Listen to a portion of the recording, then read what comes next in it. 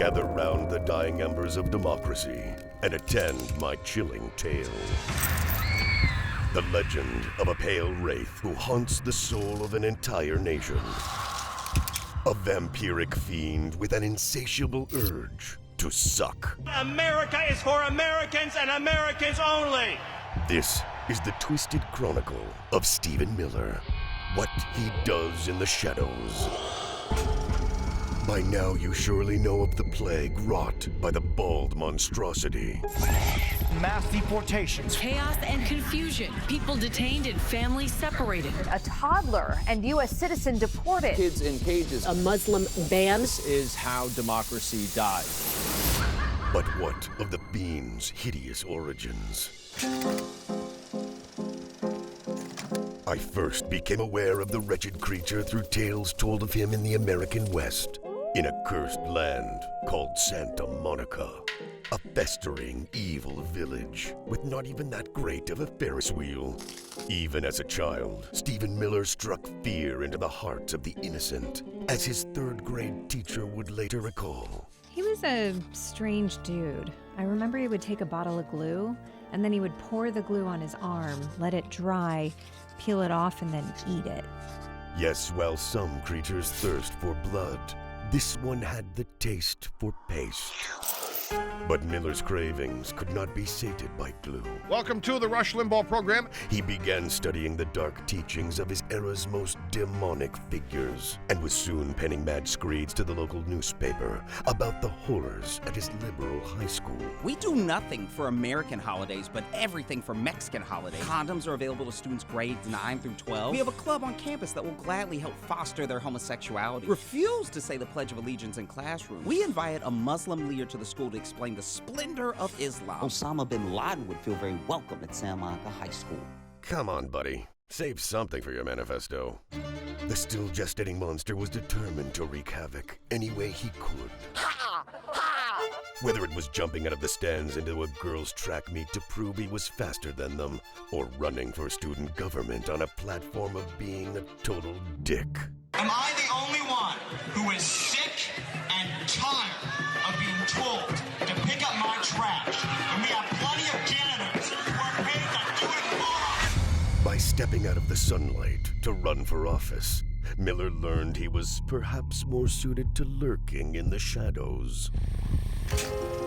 Breaking the shackles of Santa Monica, Miller sojourned for a time at Duke University, once again feasting on every conceivable controversy. Shows like Will and Grace and Sex and the City promote alternative lifestyles and erode traditional values. The word Christmas is slowly being exiled from society. I, for one, am offended, and I'm Jewish. Smoking is not nearly as dangerous as special interest groups have made it out to be. The real risks are the fascistic tendencies that prohibit smoke. Prisoners are afforded so many luxuries. Continue to worship at the altar of multiculturalism, so-called affirmative action. Sorry, feminists.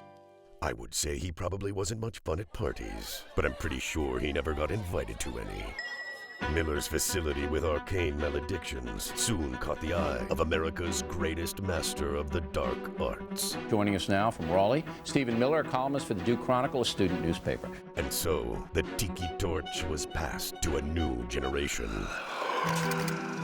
With the notoriety he had achieved, Grossferatu insinuated himself into the entourage of some of the most repellent figures in America's hellmouth. During these years, he sent nearly 1,000 emails planting stories in right-wing media. They didn't all cite well-known white nationalists, but it was more than you would like. And then, in June 2015, he found a master truly worthy of his devotions. So I was watching the announcement, like everybody else, live on television. And as soon as I saw it, I said, I have to join this campaign. They're bringing drugs. They're bringing crime. They're rapists. Miller became the Bronze Lord's most trusted minion. Our republic is being destroyed now before our very eyes. He conjured dark utterances for the new president's speeches. This American carnage stops right now. And fed him a constant stream of diabolical talking points. I would never, ever in a million years allow my daughter to compete against a biological male. Never. Unless it was a joke to make fun of how girls are lame, obviously. Miller's ability to hold followers in his thrall became the stuff of legend. We're getting a lot of texts from women. Our audience at primetime believes you're some sort of sexual matador. Indeed, this 39-year-old man doesn't look a day over 53. It seemed he could convince weak minds of anything. Whether it was that his master didn't wear terrible, ill-fitting clothes, Donald Trump's a style icon! or that he didn't actually lose the 2020 election. We have more than enough time to right the wrong of this fraudulent election result. Okay, Miller's brief attempt at pretending not to be bald was taking it too far. But anything else?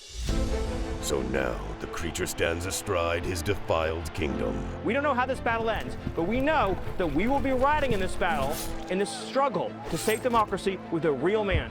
And we must ask ourselves, is it truly he that is the monster? Or is it us? But no, seriously, he's the monster. It's, like, not even debatable. What an asshole. Ha! Ha!